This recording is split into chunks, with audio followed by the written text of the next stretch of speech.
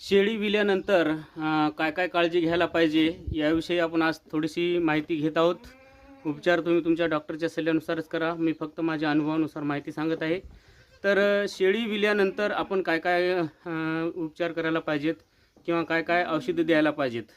तर शेळी विल्यानंतर त्यांच्या पिल्लांना म्हणजेच करडांना सुरुवातीचे 15 दिवस एकाच टायमाला पोटभर दूध न पाजवता थोडं थोडं पाजवलं तर शेळ्यांचे पिल्ले जे आहेत ते संडास करून घेणार नाहीत किंवा त्यांचे शरीर संडासने भरून जाणार नाही, जेणेकरून ते घाण झालं तर त्याच्यावर माशा वगैरे बसणार नाहीत.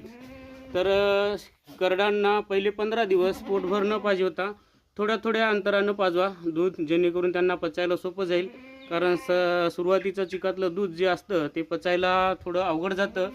तर ते पचाव म्हणून आपण ही पिंकू ग्राईक वॉटर आहे, ही आपण 3 ते 5 ml रोज सकाळ संध्याकाळ जर दिली तर पिल्लांना संडास लागणार नाही, त्यांचं पचन होणार व्यवस्थित.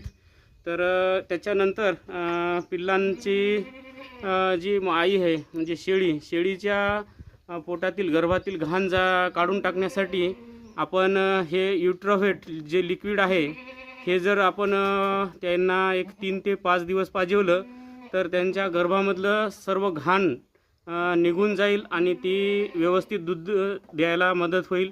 आणि सगळ्यात महत्त्वाचं म्हणजे पुढची हीटवर येण्यासाठी जे काही उशीर होईल तो होणार नाही, लवकर हीटवर येईल, जेणेकरून 3 महिन्याच्या वर वेळ जाणार नाही.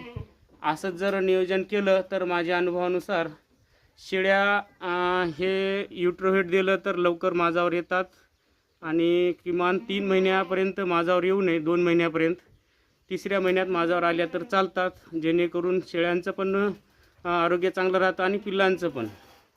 तर सुरुवातीला सांगितल्याप्रमाणे करडांना एकदमच दूध पाजू नका पोटभर पहिली 15 दिवस. आणि जर पाजवण्यात आलं तर काळजी म्हणून हे पिंकू ग्राईक वॉटर तुम्ही जर 3 ते 5 ml पाजवलं तर करडांच्या संडासीचा प्रॉब्लेम सुटणार, त्यांना संडास लागणार नाही, पचन होणार. तर हे 2 दिवसाचे पिल्लं आहेत सर्व. आणि शेळीला अगोदर तुम्ही युट्रोव्हेट द्या आणि नंतर हे झाल्यानंतर 4 ते 5 दिवसानंतर जंताचं औषध द्या, जेणेकरून तिच्या खालीला अंगी लागल आणि पिल्लं व्यवस्थित मोठे होतील आणि शेळी पण निरोगी राहील. आणि शेळ्यांचे हाडं आणि शेळ्यांच्या दूध वाढीसाठी तुम्ही ऑस्टोवेट जर व्हायमिरॉल मिक्स करून पाजवलं तर शेळ्यांचं दूध चांगल्या प्रकारे मेंटेन राहील, कमी होणार नाही आणि शेळ्यांच्या हाडांची झीज होणार नाही.